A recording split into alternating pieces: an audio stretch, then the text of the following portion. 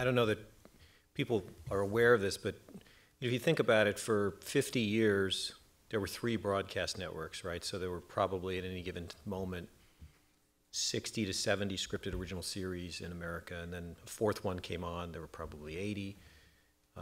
Best count I have is there'll be about 350 scripted original series produced and marketed in the American television market this year. Premium, basic, over the top, i.e. Netflix, Amazon, Hulu, Yahoo. PlayStation is making a project that we developed called Powers. Obviously the broadcasters are still doing it, and I think that 350 will probably push 400 next year.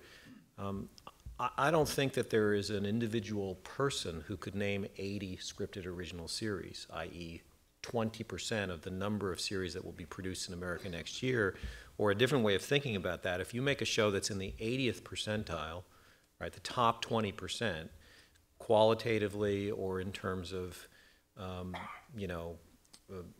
audience, you're one of 80 shows, right? As many as there were in all of television for the first 70 years of the medium. So I think the dynamic of the marketplace is really going to change over the next 5 years. And I think one of the things, because I follow awareness and intent to view numbers pretty carefully, there are 72 new original series premiering between April 15th of this year and the end of July.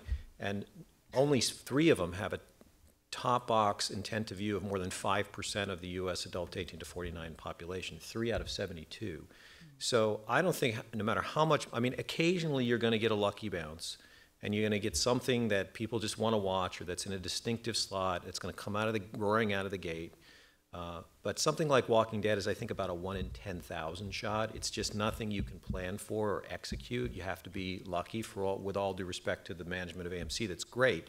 They've been lucky more than once, so I'm not saying their whole business strategy is luck, but Walking Dead is luck. And so I think you just have to make really good shows, and I think you have to keep them on the air for 2 or 3 or 4 years. People are just not going to find a show, no matter how well you market it, in 1 year. So I think we're just girding our loins to say, well, qualitatively it has to get even better. You have to really believe in it, and you have to then double down in year 2 and then triple down in year 3 and hope that it's good enough that it's going to kind of accumulate an audience over time, which is a very different philosophy than that which has been guiding television for, since its inception, I think.